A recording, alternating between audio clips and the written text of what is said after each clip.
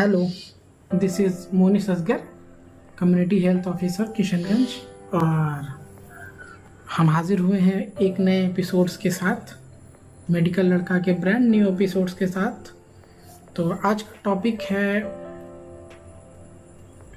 आज मैं आपके साथ शेयर करने वाला हूं कि आखिर मैंने एमएससी नर्सिंग का कोर्स क्यों छोड़ दिया। ये फ़ैसला लेना मेरे लिए आसान नहीं था, लेकिन शायद किसी मेरे फ़ैसले से और मेरी फ़ैसले की जो लेने की घड़ी थी, इससे किसी और की मदद हो सके जो शायद मेरी तरह किसी दुविधा में हो। तो सफ़र की शुरुआत ये होती है कि बीएससी नर्सिंग करने के बाद मैंने नारायण नर्सिंग कॉलेज में एज ए ट्यूटर जॉब करना शुरू किया। तो जॉब करना शुरू किया तो क्योंकि मेरे को पढ़ाते पढ़ाते 2 साल हो चुके थे और आसपास बातें भी चलने लगी थी कि एमएससी कर लेनी चाहिए, एमएससी बेहतर होता है, एमएससी अच्छा होता है। और एमएससी करने का मुझे भी शौक़ था। इस दरमियान ईद के दिन, पिछली साल की ईद, ये बार वाली ईद नहीं, ईद के दिन हमारे एक रिलेटिव आए, भैया लगेंगे हमारे, और रिलेटिव आए। उन्होंने मेरी माता श्री के कान में कुछ कलमात फूंक के बोल दिए कि यहाँ इतना पैसा है, इतना पैसा, मतलब विदेशों में बहुत ज़्यादा पैसा है। और जहाँ तक मुझे ख्याल है, मैंने अपने दोस्त दिनेश से भी बात करी थी, तो वो भी बोला है कि नहीं निकल रही सरकारी जॉब, तो एक काम करो, चले आओ बाहर, चले आओ बाहर, बहुत पैसा है। और बात भी सही है, लेकिन ना मेरा एक शेर है, बहुत पहले मैंने कहा था कि पराए मुल्क में पैसा नहीं बनाऊंगा, मैं तुमको छोड़ के दुनिया नहीं बनाऊंगा, मैं अपने शौक़ पुराऊंगा अपने पैसों से, ज़मीन बेच के बंगला नहीं बनाऊंगा। तो मोटो ये है ना कि मैं मतलब इंडिया में रह के कमाना चाहता था। तो मेरी मम्मी ने ये बोला कि एक काम करो, तुम पासपोर्ट ऑनलाइन कर दो और उसके बाद अगर तुम्हारा नौकरी हुआ तो ठीक है, नहीं तो एक बार तुमको विदेश जाना पड़ेगा। तो मैंने इस लूप होल से कट निकलने का रास्ता ये सोचा कि मैं एमएससी नर्सिंग में एडमिशन ले लूँगा। और जब मैं एमएससी नर्सिंग में एडमिशन ले लूँगा, तब तो ये 2 साल तक मुझे कुछ नहीं बोल सकते, क्योंकि मैं एमएससी कर रहा था। और इत्तफाकन गोपाल नारायण से एमएससी हो भी रही थी।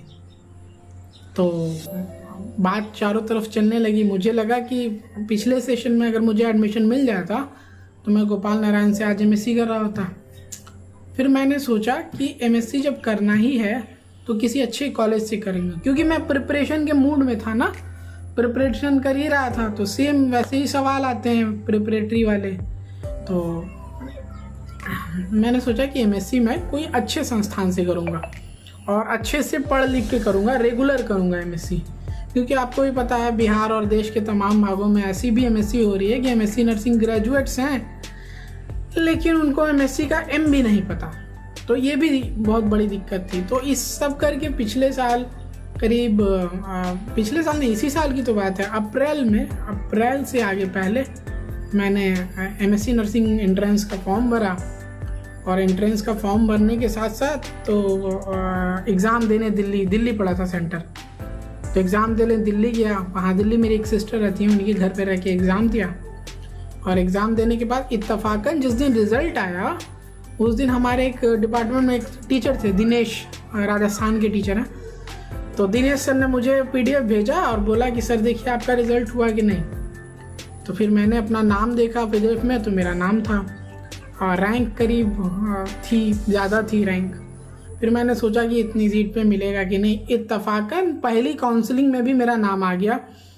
और वो जो फेज था ना पहली काउंसलिंग में नाम आने का, वो बहुत क्रूशियल था मेरे लिए, क्योंकि एक टाइम पे मुझे एमएससी करनी भी थी और मुझे अच्छी जगह से भी एमएससी करनी थी और मुझे एमएससी करने का मौका भी मिल रहा था।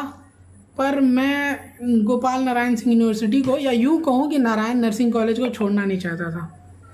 कुछ मेरे पर्सनल रीज़न थे, बहुत, मतलब मैंने ये बात किसी को बताई नहीं कि मेरा रिज़ल्ट हुआ है एमएससी में और मैं नहीं जा रहा। कुछ पर्सनल रीज़न थे। और फिर एक बात ये भी थी ना कि मेरे पिताजी बोलते हैं कि बेटा तुम बीएससी कर लो, एमएससी कर लो, एमफिल कर लो, पीएचडी कर लो, पर इतनी बात याद रखना कि इंसान पढ़ाई लिखाई करता है कमाने के लिए ही। उस जहन में बात थी, विदेश जाने की बात चल रही थी। मेरा जहन बहुत परेशान कि अगर एमएससी में एडमिशन छोड़ देता हूँ दोबारा मिलेगा कि नहीं, पर अंदर ये हौसला था कि चलो इस साल नहीं अगले साल मैं फिर क्रैक कर लूँगा। मैं पहली काउंसलिंग में मैंने अपनी सीट नहीं भरी। सेकंड काउंसलिंग का डेट आया, फिर मॉप अप राउंड हुआ। इस दौरान बीटीएससी की 3 जॉब आई थी, जैसे मैंने आपको पहले बताया, BTSC staff nurse, BTSC nursing tutor और बीटीएससी सीएचओ। तो बहुत सोचा किसी को बताने से पहले, क्योंकि अगर घर बताता तो घर वाले बोलते कि जाओ एडमिशन ले लो। बहुत सोचा, बहुत लोगों से पूछा, तो मुझे पता चला कि अगर तुम एक बार एमएससी ज्वाइन कर लेते हो तो वो अपना सर्टिफिकेट जो है ना वो ले लेते हैं, तो तुम एमएससी ज्वाइन करने के बाद जॉब ज्वाइन नहीं कर सकते। हाँ, लेकिन अगर तुम्हारी जॉब पहले हो जाती है, सरकारी जॉब तुम निकाल लेते हो, तो सरकारी जॉब करते के साथ साथ गवर्नमेंट आपको मौका देती है कि आप बाहर से जाके एमएससी कर लें।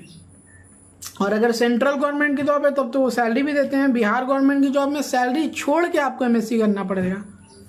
तो मैंने किसी को बिना बताए और यही डिसीजन लिया कि एंट्रेंस तो मैं 2 साल बाद भी निकाल लूँगा, लेकिन अगर एक बार बिहार सरकार की जॉब चली गई चुनाव के बाद, तो ये पहले की बात है, खैर अब तो चुनाव का डेट भी आ गया, तो नहीं, फिर मेरे दिन बहुत अजीब थे। इस दौरान मैं प्रिपरेशन में था, फिर ये भी गिल्ट खाया जा रहा था मुझे कि कहीं मतलब अगर जॉब वॉब नहीं हुई तो ये गिल्ट ना रह जाए कि यार एमएससी में सीट मिल रही थी। मैं स्क्रीनशॉट्स और ईमेल्स अटैच कर दूंगा इस साइड पे और इस साइड पे, आप देख लीजिएगा।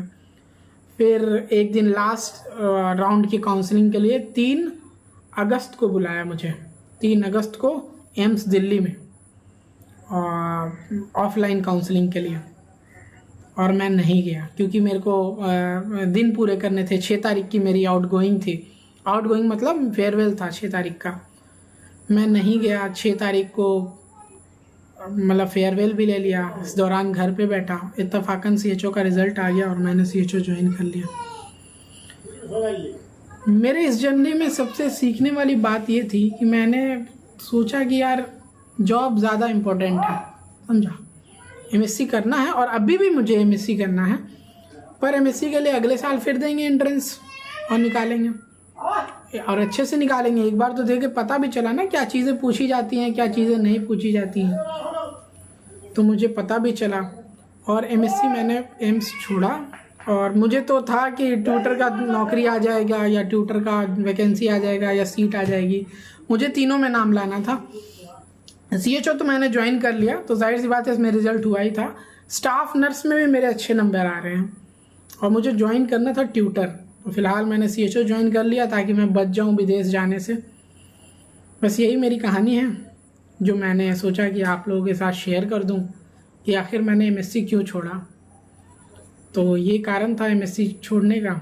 और आप भी अगर प्रिपेयर कर रहे हैं, प्रिपरेशन आपको शुरू कर देनी चाहिए। अगर वीडियो में यहाँ तक आ गए हैं तो आई बटन पे लिंक होगा, मैंने 2 वीडियो बनाए हैं इस पर, आई बटन पे क्लिक करके आप देख लीजिए, वो दोनों वीडियो देखिए और प्रिपरेशन कीजिए। प्रिपरेशन कीजिएगा तो 3 फ़ायदा है, जॉब की तैयारी हो जाएगी, बाहर जाने की तैयारी हो जाएगी, नर्सिंग एग्ज़ाम की तैयारी हो जाएगी, और अगर आपको पोस्ट बेसिक नर्सिंग या एमएससी नर्सिंग कहीं से करना है तो उसकी भी तैयारी हो जाती है। तो देखते रहिए मेडिकल लड़का, मिलते हैं किसी और वीडियो के साथ, किसी और टॉपिक के साथ, और वैसे ही कुछ 1-to-1 बातें करने के लिए।